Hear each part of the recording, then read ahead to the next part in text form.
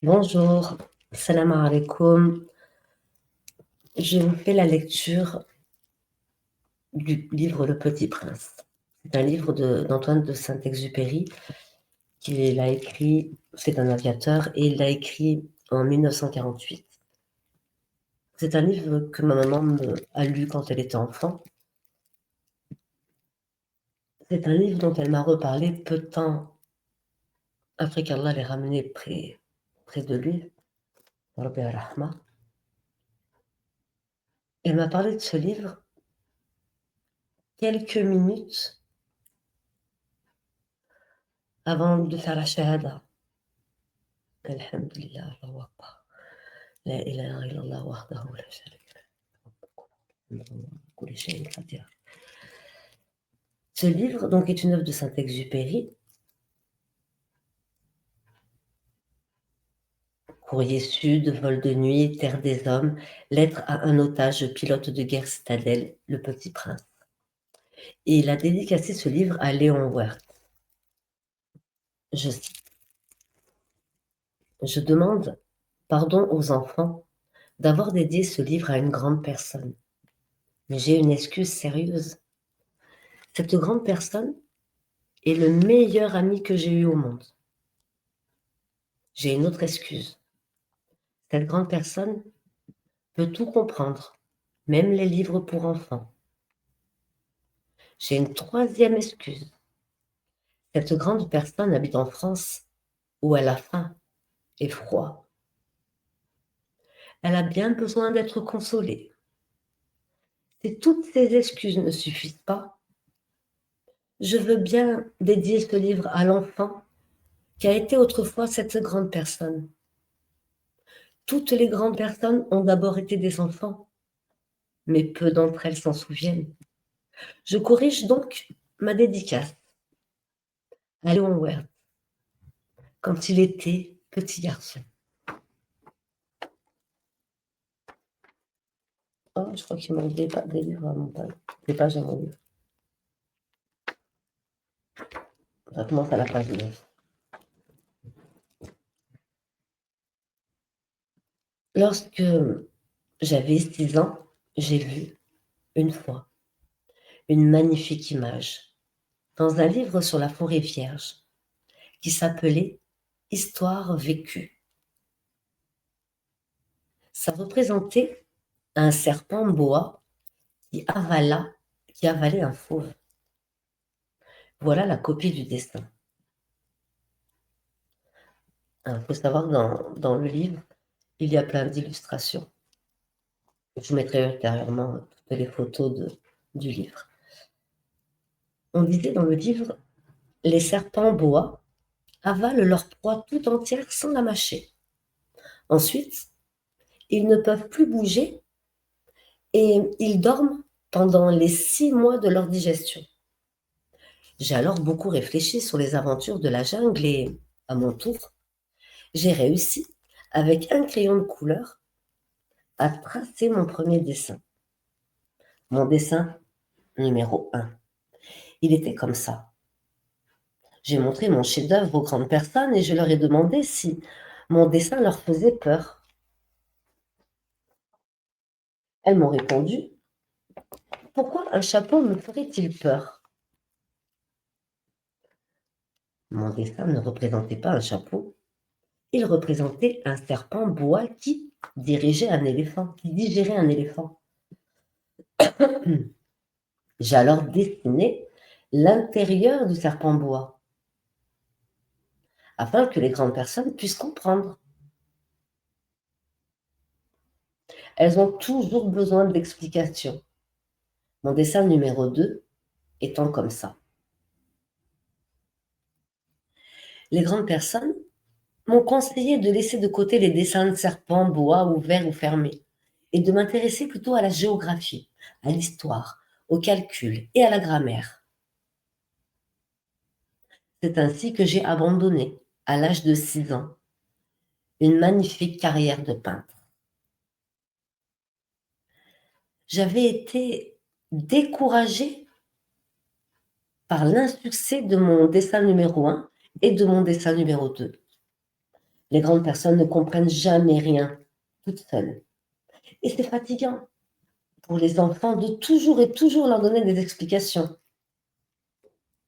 J'ai donc dû choisir un autre métier et j'ai appris à piloter des avions. J'ai volé un peu partout dans le monde. Et la géographie, c'est exact, m'a beaucoup servi. Je savais reconnaître du premier coup d'œil la Chine de l'Arizona. C'est très utile si l'on est égaré pendant la nuit.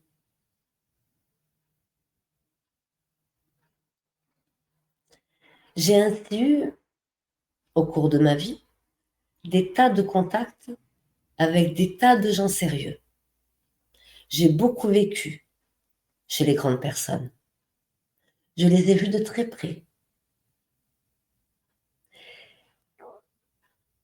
Ça n'a pas trop amélioré mon opinion. Quand j'en rencontrais une qui me paraissait un peu lucide, je faisais l'expérience sur elle de mon dessin numéro 1, que j'ai toujours conservé. Je voulais savoir si elle était vraiment compréhensive. Mais toujours elle répondait, c'est un chapeau. Alors je ne lui parlais ni de serpent bois, ni de forêt vierge, ni d'étoiles. Je me mettais à sa portée. Je lui parlais de bridge, de golf, de politique et de cravate. Et la grande personne était bien contente de connaître un homme aussi raisonnable. J'ai ainsi vécu seule, sans personne avec qui parler, véritablement, jusqu'à une panne dans le secret du Sahara, dans le désert du Sahara. Il y a... Pardon. J'ai ainsi vécu seule, sans personne avec qui parler véritablement, jusqu'à une panne dans le désert du Sahara, il y a 6 ans. Quelque chose s'était cassé dans mon moteur. Et comme je n'avais avec moi ni mécanicien ni passager, je me préparais à essayer de réussir, tout seul, sans réparation difficile. C'était pour moi une question de vie ou de mort. J'avais à peine de l'eau à boire pour 8 jours. Le premier soir, je me suis donc endormie sur le sable, à 1000 milles de toute terre habitée. J'étais bien plus isolée qu'un naufragé sur un radeau au milieu de l'océan. Alors vous imaginez ma surprise au lever du jour, quand une drôle de petite voix m'a réveillée. Elle disait, s'il vous plaît, dessine-moi un mouton. Hein? Dessine-moi un mouton. J'ai sauté sur mes pieds comme si j'avais été frappée par la foudre. J'ai bien frotté mes yeux, j'ai bien regardé et j'ai vu un petit bonhomme tout à fait extraordinaire qui me considérait gravement. Voilà le meilleur portrait que, plus tard, j'ai réussi à faire de lui. Mais mon dessin, bien sûr, était beaucoup moins ravissant que le modèle. Ce n'est pas ma faute. J'avais été découragée dans ma carrière de peintre par des grandes personnes à l'âge de 6 ans. Et je n'avais rien appris à dessiner, sauf les bois fermés et les bois ouverts. Je regardais donc cette apparition avec des yeux tout ronds d'étonnement. N'oubliez pas que je me trouvais à 1000 milles de toute région habitée. À 1000 miles, à 1000 milles de toute religion habitée. Or, mon petit bonhomme ne me semblait ni égaré, ni mort de fatigue, ni mort de faim, ni mort de soif, ni mort de peur. Il n'avait en rien l'apparence d'un enfant perdu au milieu du désert, à 1000 milles de toute région habitée. Quand je réussis enfin à parler, je lui dis, mais qu'est-ce que tu fais là? Et il me répéta alors tout doucement, comme une chose très sérieuse: «S'il vous plaît, dessine-moi un mouton». Quand le mystère est trop impressionnant, on n'ose pas désobéir. Aussi absurde que cela me sembla, à 1000 milles de tous les endroits habités et en danger de mort, je sortis de ma poche une feuille de papier et un stylographe, mais je me rappelai alors que j'avais surtout étudié la géographie, l'histoire, le calcul et la grammaire, et je dis au petit homme, avec un peu de mauvaise humeur, que je ne savais pas dessiner. Il me répondait: «Ça ne fait rien, dessine-moi un mouton». Comme je n'avais jamais dessiné un mouton, je refus.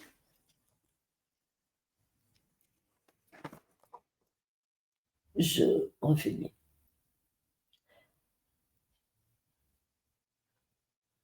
L'un des 2 seuls dessins que j'étais capable, celui du bois fermé, et je fus stupéfait d'entendre le petit bonhomme me répondre: «Non, non, je ne veux pas d'un éléphant dans un bois. Un bois, c'est très dangereux, et un éléphant, c'est très encombrant. Chez moi, c'est tout petit. J'ai besoin d'un mouton. Dessine-moi un mouton». Alors j'ai dessiné. Il regarda attentivement, puis: «Non, celui-là est déjà très malade. Fais-en un autre». Je dessinai. Mon ami sourit gentiment, avec indulgence. «Tu vois bien, ce n'est pas un mouton, c'est un bélier. Il a des cornes». Je refus donc encore mon dessin, mais il fut refusé, comme les précédents. «Celui-là est trop vieux. Je veux un mouton qui vive longtemps». Alors, faute de patience, comme j'avais hâte de commencer le démontage de mon moteur, je griffonnai ce dessin-ci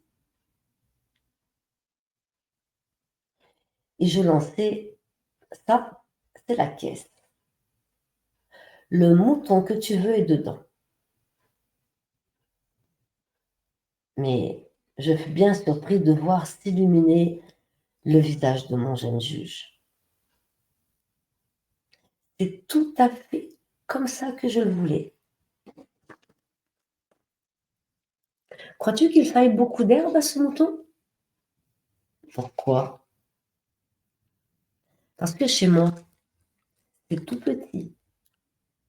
Cela suffira sûrement. Je t'ai donné un tout petit mouton. Il pencha la tête vers le dessin. Pas si petit que ça. Tiens, et s'est endormi. Et c'est ainsi que je fis la connaissance du petit prince.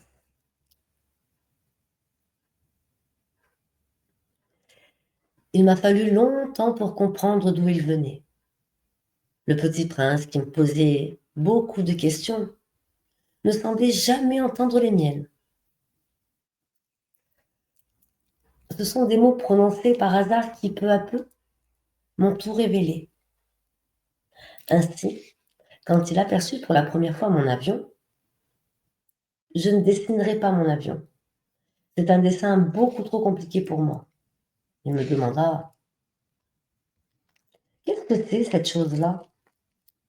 «Ce n'est pas une chose, ça vole, c'est un avion, c'est mon avion». Et j'étais fière de lui apprendre que je volais.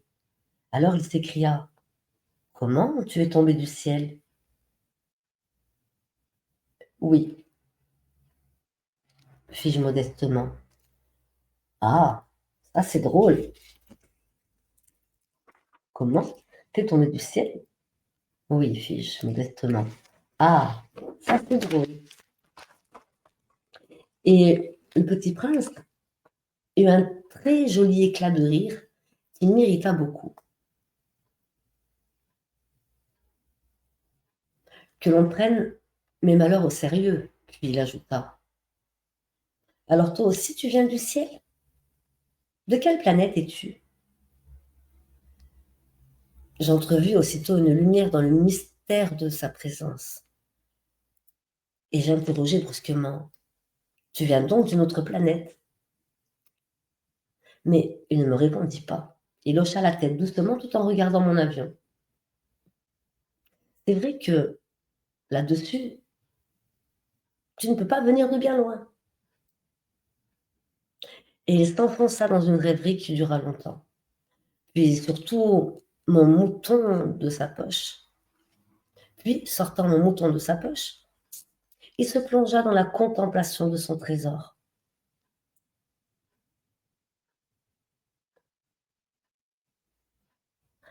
Vous imaginez combien j'avais pu être intriguée par cette demi-confidence sur les autres planètes. Je m'efforçai donc d'en savoir plus long. D'où viens-tu, mon petit bonhomme? Où est-ce chez toi? Où veux-tu emporter mon mouton? Il me répondit après un silence méditatif. Ce qui est bien avec la caisse que tu m'as donnée, c'est que la nuit, ça lui servira de maison. Bien sûr, et si tu es gentil, je te donnerai aussi une corde pour l'attacher pendant le jour et un piquet.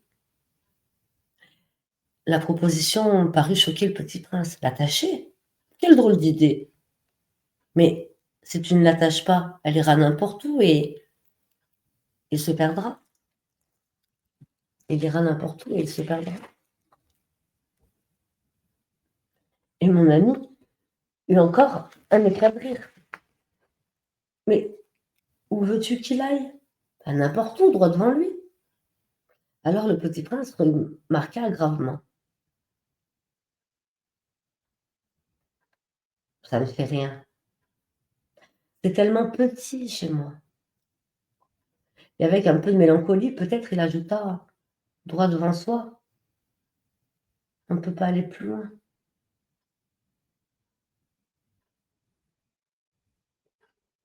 Droit devant soi, on ne peut pas aller plus loin.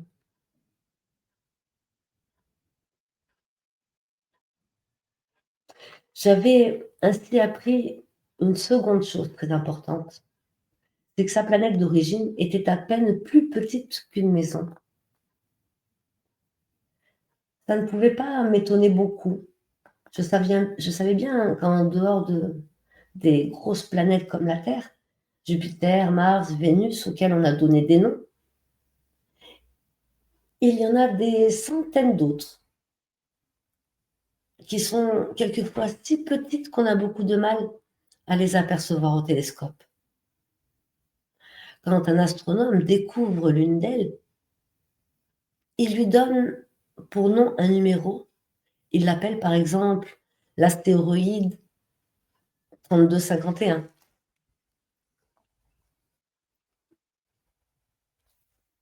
ou 3251.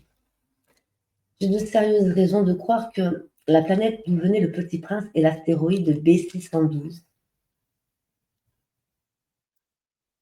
Cet astéroïde n'a été aperçu qu'une fois au télescope en 1909, en 1909, par un astronome turc. Il avait fait alors une grande démonstration de sa découverte à un congrès international d'astronomie. Mais personne ne l'avait cru à cause de son costume. Les grandes personnes sont comme ça. Heureusement pour la réputation de l'astéroïde B612, un dictateur turc imposa à son peuple, sous peine de mort, de s'habiller à l'européenne.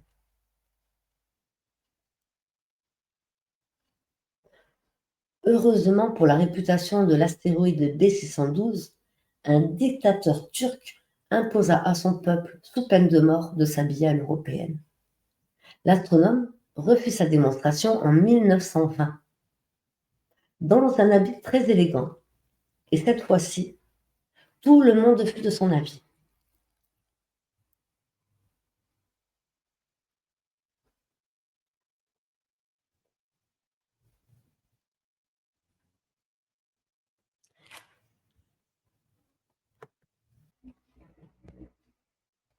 Donc 11 ans plus tard. Si je vous ai raconté ces détails sur l'astéroïde B612 et si je vous ai confié son numéro, c'est à cause des grandes personnes. Les grandes personnes aiment les chiffres. Quand vous leur parlez d'un nouvel ami, elles ne vous questionnent jamais sur l'essentiel. Elles ne vous disent jamais quel est le son de sa voix, quels sont les jeux qu'il préfère, est-ce qu'il collectionne les papillons. Elles vous demandent quel âge a-t-il, combien a-t-il de frères, combien pèse-t-il, combien gagne son père. Alors seulement, elles croient le connaître. Si vous dites aux grandes personnes,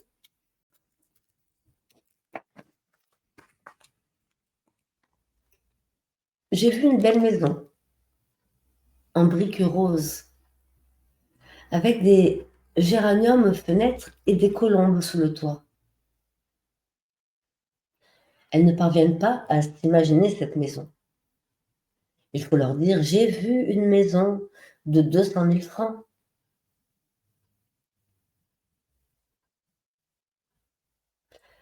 J'ai vu une maison de 100 000 francs. Alors elles s'écrient, comme c'est joli.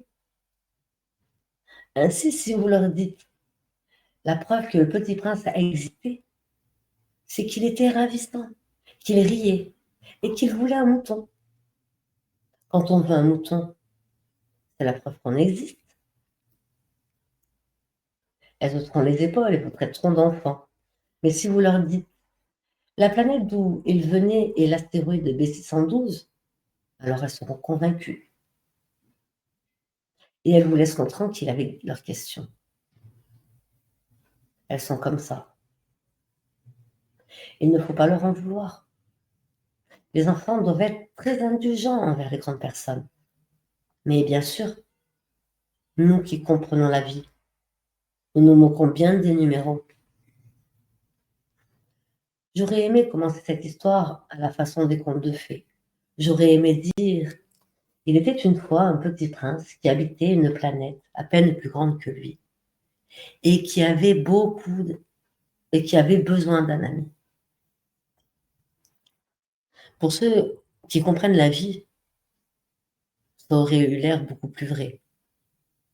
Car je n'aime pas qu'on lise mon livre à la légère. J'éprouve tant de chagrin à raconter ces souvenirs.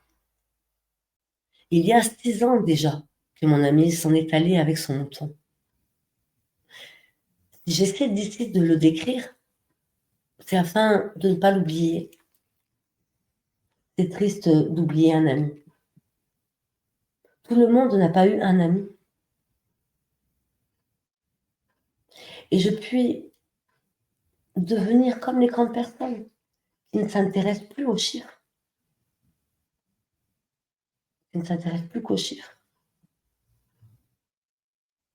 C'est donc pour ça encore que j'ai acheté une boîte de couleurs et des crayons. C'est dur de se remettre au dessin à mon âge. Quand on n'a jamais fait rien, aucune autre tentative que celle d'un bois fermé et celle d'un bois ouvert à l'âge de 6 ans. J'essaierai bien sûr de faire des portraits le plus ressemblant possible. Mais je ne suis pas tout à fait certain de réussir. Un dessin va et l'autre ne ressemble plus. Je me trompe un peu aussi sur la taille. Ici, le petit prince est trop grand, là, il est trop petit. J'hésite aussi sur la couleur de son costume. Alors je tâtonne, comme ci et comme ça, tant bien que mal. Je me tromperai enfin sur certains détails plus importants. Mais ça, il faudra me le pardonner. Mon ami ne donnait jamais d'explication. Il me croyait peut-être semblable à lui, mais moi, malheureusement, je ne sais pas voir les moutons à travers les caisses. Je suis peut-être un peu comme les grandes personnes. J'ai dû vieillir. Chaque jour, j'apprenais quelque chose sur la planète, sur le départ, sur le voyage. Ça venait tout doucement, au hasard des réflexions. C'est ainsi que, le troisième jour, je connus le drame des baobabs. Cette fois-ci encore, ce fut grâce au mouton, car brusquement le petit prince m'interrogea, comme pris d'un doute grave.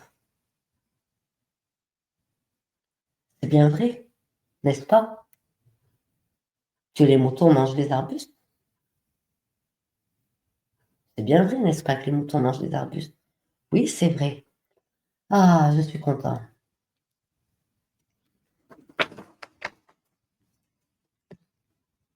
Je ne compris pas pourquoi il était si important que le mouton mangeât les arbustes. Mais le petit prince ajouta, par conséquent, il mange aussi les baobabs. Je fais remarquer au petit prince que les baobabs ne sont pas des arbustes, mais des grands arbres, comme des églises. Et que si même il emportait avec lui tout un troupeau d'éléphants, ce troupeau ne viendrait pas à bout d'un seul baobab. L'idée du troupeau d'éléphants fit rire le petit prince. Il faudra les mettre les uns sur les autres. Mais il remarqua avec sagesse, les baobabs, avant de grandir, ça commence par être petit. C'est exact. Mais pourquoi veux-tu que les moutons mangent les petits baobabs? Il me répondit, ben voyons, comme il s'agissait là d'une évidence. Et il me fallut un grand effort d'intelligence pour comprendre à moi seul ce problème.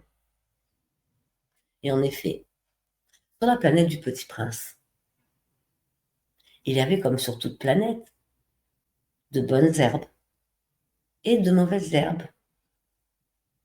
Par conséquent, de bonnes graines, de bonnes herbes et de mauvaises graines, de mauvaises herbes. Mais les graines sont invisibles. Elles dorment dans le secret de la terre, jusqu'à ce qu'ils prennent fantaisie à l'une d'elles de se réveiller. Alors elles s'étirent et poussent d'abord timidement vers le soleil une ravissante petite brindille inoffensive. S'il s'agit d'une brindille de radis ou de rosier, on peut la laisser pousser comme elle veut. Mais s'il s'agit d'une mauvaise plante, il faut l'arracher, la plante aussitôt, dès qu'on a su la reconnaître. Or, il y avait des graines terribles sur la planète du Petit Prince. C'étaient des graines de baobab. Le sol de la planète en était infesté. Or, un baobab, si l'on s'y prend trop tard, on ne peut jamais plus s'en débarrasser. Il encombre toute la planète. Il la dévore de ses racines. Et si la planète est trop petite, et si les baobabs sont trop nombreux, ils la font éclater.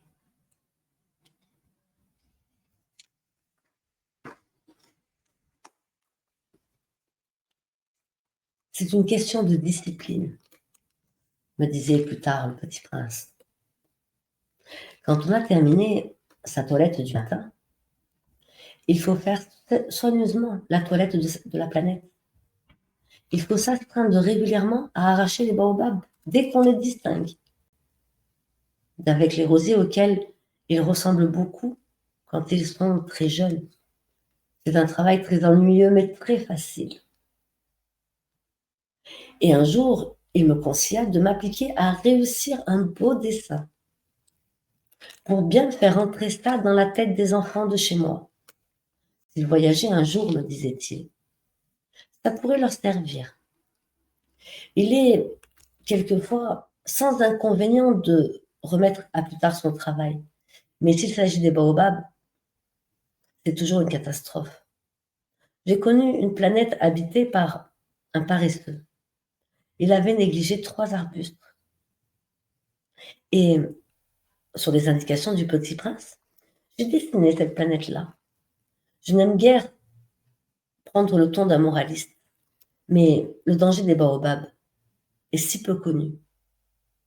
Et les risques courus par celui qui s'égarerait dans un astéroïde comme si considérable que, pour une fois, il fait exception à ma réserve. Je dis, enfin, faites attention aux baobabs. C'est pour avertir mes amis d'un danger qu'ils frôleraient depuis longtemps comme moi-même, sans le connaître, que j'ai tant travaillé ce dessin-là. La leçon que je donnais en valait la peine. Vous vous demanderez peut-être pourquoi n'y a-t-il pas, dans ce livre, d'autres dessins aussi grandioses que le dessin des baobabs? La réponse est bien simple. J'ai essayé, mais je n'ai pas pu réussir. Quand j'ai dessiné les baobabs, j'ai été animée par le sentiment de l'urgence.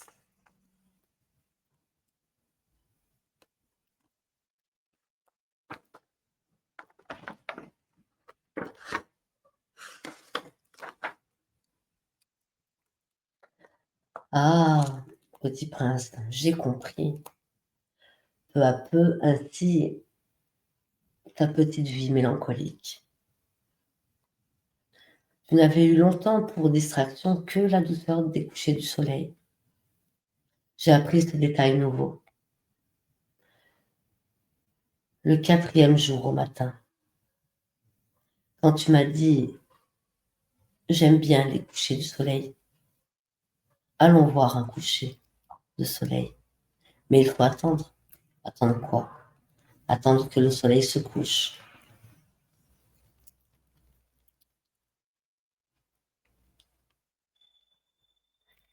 Tu as eu l'air très surpris d'abord, et puis tu as ri de toi-même.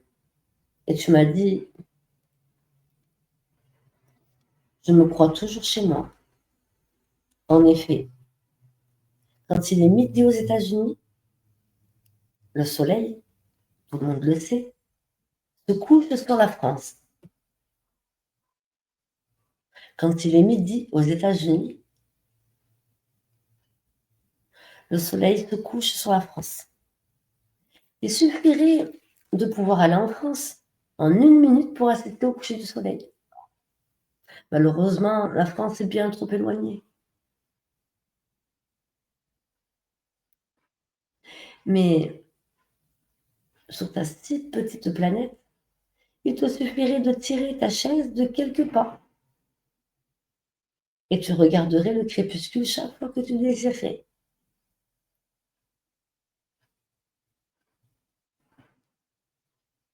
Un jour, j'ai vu le soleil se coucher 43 fois. Et un peu plus tard, tu as ajouté, c'est quand on est tellement triste, on aime les couchers de soleil. Le jour des 43 fois, tu étais donc tellement triste. Mais le petit prince ne répondit pas. Le 5e jour, toujours grâce au mouton, le secret de la vie du petit prince me fut révélé. Il me demanda, avec brusquerie, sans préambule, comme le fruit d'un problème longtemps médité en silence. Un mouton, s'il mange les arbustes, il mange aussi les fleurs. Un mouton mange tout ce qu'il rencontre. Même les fleurs qui ont des épines? Oui, même les fleurs qui ont des épines. Bah alors les épines, à quoi servent-elles? Je ne savais pas. J'étais alors très occupée à essayer de dévisser un boulon trop serré de mon moteur. J'étais très soucieux, car ma panne commençait de m'apparaître comme très grave, et l'eau à boire qui s'épuisait me faisait craindre le pire. Les épines, à quoi servent-elles? Le petit prince ne renonçait jamais à une question, une fois qu'il l'avait posée. J'étais irritée par mon boulon et je répondis n'importe quoi. Les épines, ça ne sert à rien, c'est de la pure méchanceté de la part des fleurs. Oh. Mais après un silence, il me lança avec une sorte de rancune. Je ne te crois pas. Les fleurs sont faibles, elles sont naïves. Elles ne rassurent comme elles peuvent. Elles se rassurent comme elles peuvent. Elles se croient terribles avec leurs épines. Je ne répondis rien. À cet instant, je me disais, si ce boulon résiste encore, je le ferai sauter d'un coup de marteau. Le petit prince dérangea de nouveau mes réflexions. Et tu crois, toi, que les fleurs... Mais non, je ne crois rien, j'ai répondu. J'ai répondu n'importe quoi. Je m'occupe, moi, de choses sérieuses. Il me regarda stupéfait. De choses sérieuses. Il me voyait mon marteau à la main et mes doigts noirs de cambouis penchés sur un objet qui lui semblait très laid. Tu parles comme les grandes personnes. Ça me fit un peu honte, mais impitoyablement, il ajouta, tu confonds tout, tu mélanges tout. Il était très irrité. Il secouait au vent les cheveux tout dorés. Je connais une planète où il y a un monsieur cramoisi. Il n'a jamais respiré une fleur. Il n'a jamais regardé une étoile. Il n'a jamais aimé personne. Il n'a jamais rien fait d'autre que des additions. Et toute la journée, il répète comme toi. Je suis un homme sérieux. Je suis un homme sérieux. Et ça le fait gonfler d'orgueil. Mais ce n'est pas un homme, c'est un champignon. Un quoi? Un champignon. Le petit prince était maintenant tout pâle de colère. Il y a des millions d'années que les fleurs fabriquent des épines. Il y a des millions d'années que les moutons mangent quand même les fleurs. Et ce n'est pas sérieux de chercher à comprendre pourquoi elles se donnent tant de mal pour se fabriquer des épines qui ne servent jamais à rien. Ce n'est pas important la guerre des moutons et des fleurs. Ce n'est pas plus sérieux et plus important que les additions d'un gros monsieur rouge.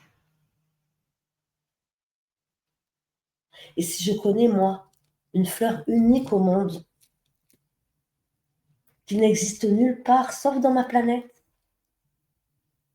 et qu'un petit mouton peut anéantir d'un seul coup, comme ça, un matin,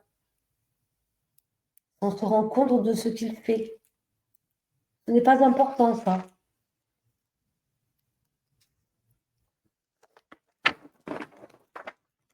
Et il rougit, puis reprit. Si quelqu'un aime une fleur qui n'existe qu'à un exemplaire dans les millions et les millions d'étoiles, ça suffit pour qu'il soit heureux quand il les regarde. Il se dit, ma fleur est là, quelque part. Mais si le mouton mange la fleur,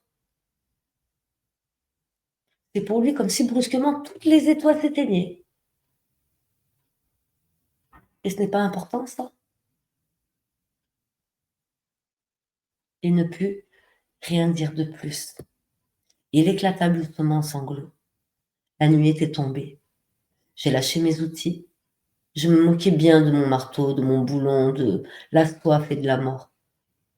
Il y avait, sur une étoile, une planète, la mienne, la Terre. Un petit prince à consoler. Je le pris dans les bras. Je le berçai. Je lui dis: «La fleur que tu aimes n'est pas en danger et je lui dessinerai une muselière à ton mouton. Je lui dessinerai une armure pour ta fleur.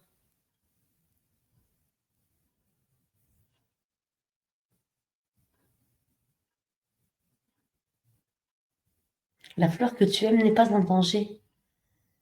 Je lui dessinerai une muselière à ton mouton et je dessinerai une armure pour ta fleur.»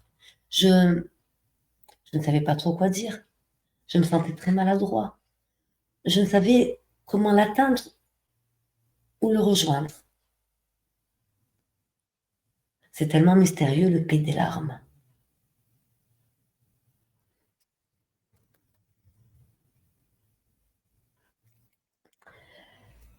J'appris bien vite à mieux connaître cette fleur. Il avait toujours eu, sur la planète du Petit Prince, des fleurs très simples, ornées d'un seul rang de pétales et qui ne tenaient point de place et qui ne dérangeaient personne. Elle apparaissait un matin dans l'herbe et puis elle s'éteignait le soir. Mais celle-là avait germé un jour. Une graine apportée dans ses eaux. Et le prince avait surveillé de très près cette brindille qui ne ressemblait pas aux brindilles des autres.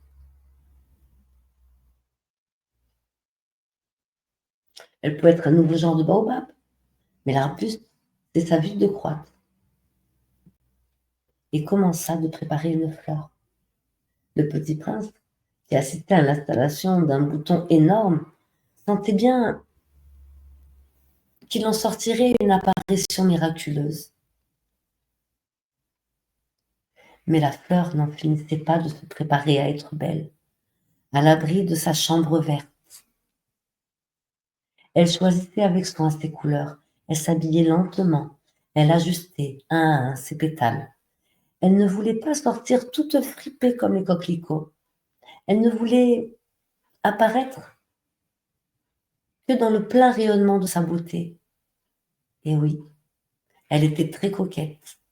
Sa toilette mystérieuse avait duré des jours et des jours. Et puis, voilà qu'au matin, justement à l'heure du lever du soleil, elle s'était montrée. Et elle, qui avait travaillé avec tant de précision, dit en bâillant: «Ah, je me réveille à peine. Je vous demande pardon. Je suis encore toute décoiffée.» Le petit prince, alors, ne put contenir son admiration. «Que vous êtes belle, n'est-ce pas?» répondit doucement la fleur. «Et je suis née en même temps que le soleil.» Le petit prince devina bien qu'elle n'était pas trop modeste, mais elle était si émouvante. «C'est l'heure, je crois, du petit déjeuner», avait-elle ajouté aussitôt. Avait-elle bientôt ajouté: «Auriez-vous la bonté de penser à moi?» Et le petit prince, tout confus, ayant déjà cherché des arrosoirs,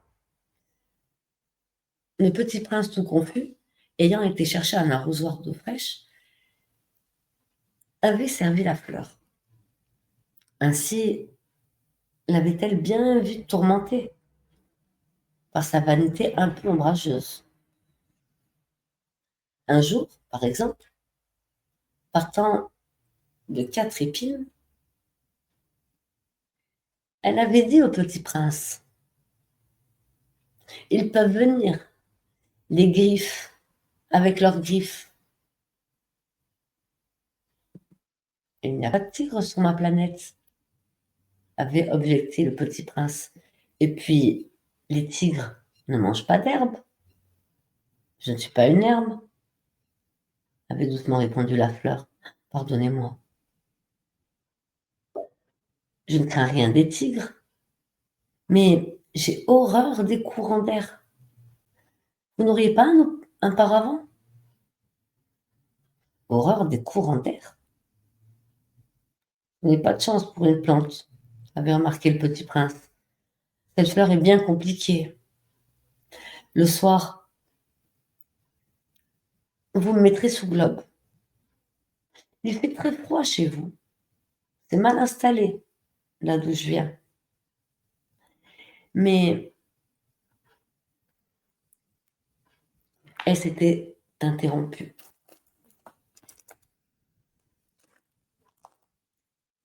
Tout comme je m'arrête là pour ma lecture.